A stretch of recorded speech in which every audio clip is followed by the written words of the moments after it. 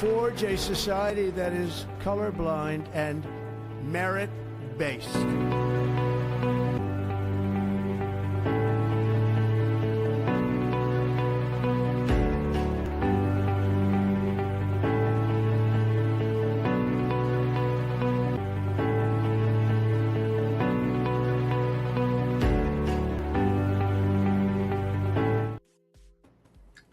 Hi Mario. Hi Siri. How are you guys? We're Hi, doing Wonderful. So let's start with the question. So let's see. Okay, of course. So the first question is it's a feature question for today. So it says how can someone present a petition with aggressiveness and rigor while safeguarding credibility and maintaining ethical integrity? Oh, that's great. Actually, a very nice question. But I think there is a fundamental something is missing in terms of, if I may use the word, little understanding here. Ethical integrity has to be maintained at all cost. There is absolutely no question about it. Let's understand.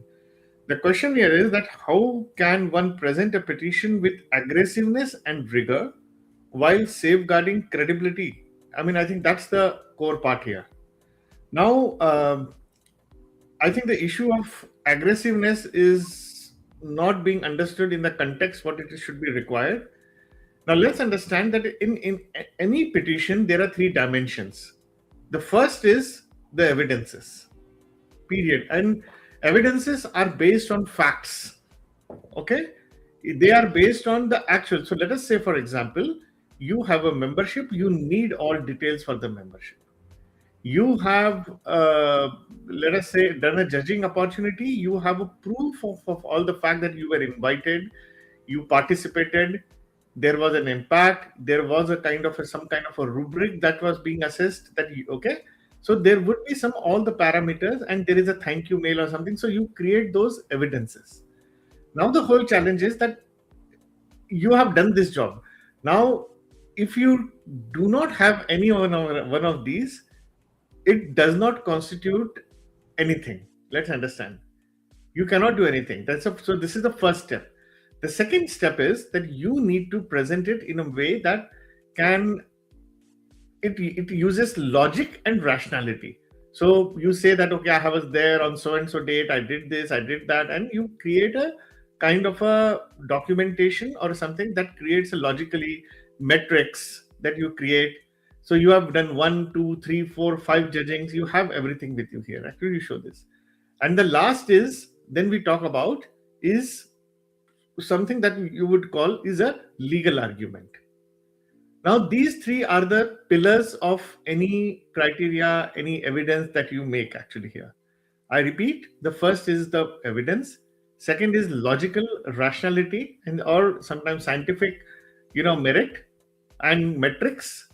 And the last is what we have here is what we would call is you would have a some legal and logical argument. That these are the three dimensions that you are there. If you are not able to do this, okay, it does not form. Now, aggressiveness is always possibly in the legal argument.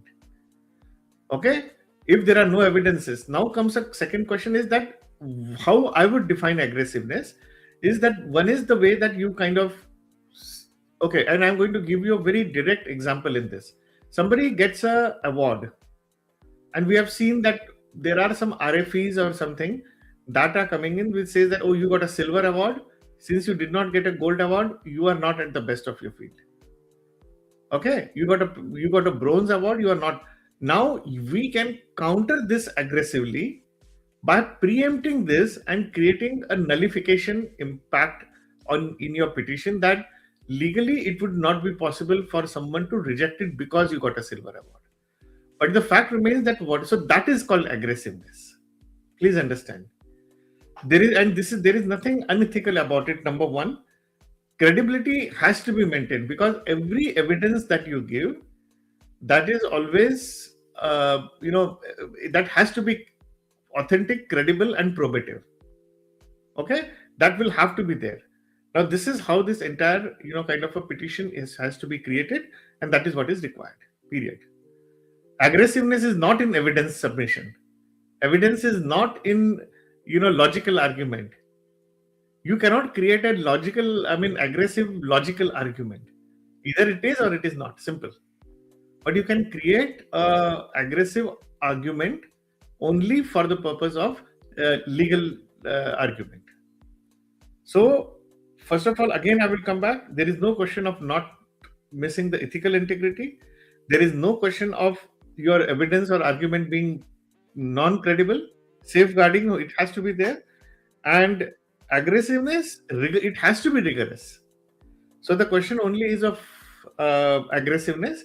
It is only so that we make it, kind of from the legal perspective, challenging. So we are preempting all the, all the, omissions.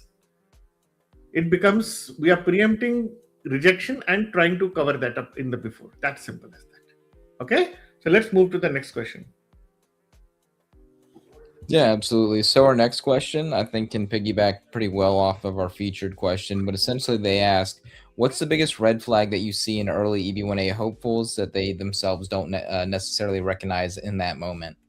Wonderful. I think I'm glad that we are getting an opportunity to respond to this question, because almost 99% of the people who come here who see EB1A for the first time, they try to fit themselves into the criteria.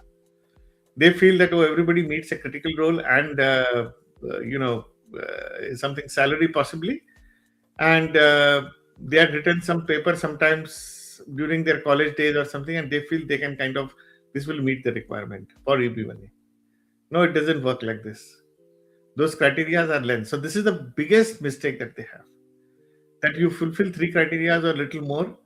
So that's number one, I think, red flag that I've seen with people.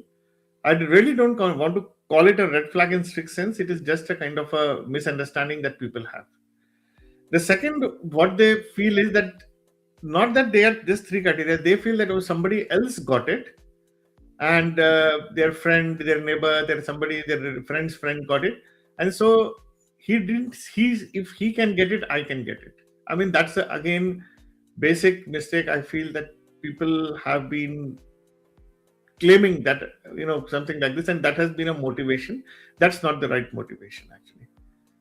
So the first is misunderstanding about the criteria and some wrong motivation itself, actually. I think you have to understand that the idea behind EB1A is that you need to be the best version of yourself, and you get EB1A for only 3 things. Number one is that, you are an expert of a highest order. At least you have to be in the top of your field of expertise. Okay. Number 2, you need to, you need to present yourself in the most beneficial manner that US can get benefit. And the third is that you will continue in your field of expertise. There are only 3 things, nothing more than that. Okay. So let's continue with the next question. Of course. So the next question is, what does a weak high salary argument look like? Okay, there is no, first of all, in weak salary criteria application. I mean, let's talk. There is no weak argument is weak. I don't understand why you are using the word argument here. But anyway, so if we have seen people getting $1 million salary and still getting rejected.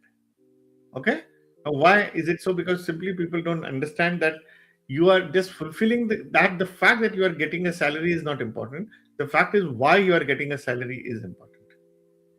Okay. In fact, can you connect it to your expertise? Not connecting to your expertise would make it a weak presentation. You see, argument is based on 2 facts. One is it a scientific, okay, rather 3 facts, I would say that. The first is logical. Any argument that you present is always logical and rational.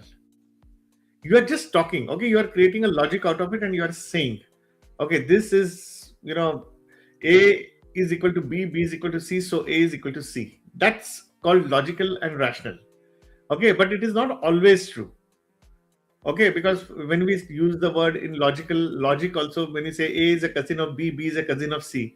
So it does not mean that A is a cousin of C. You understand? I mean, there is always a kind of this is logical and rational, but when it cannot do it, then you use scientific merits. and scientific this thing. Oh, you prove it actually.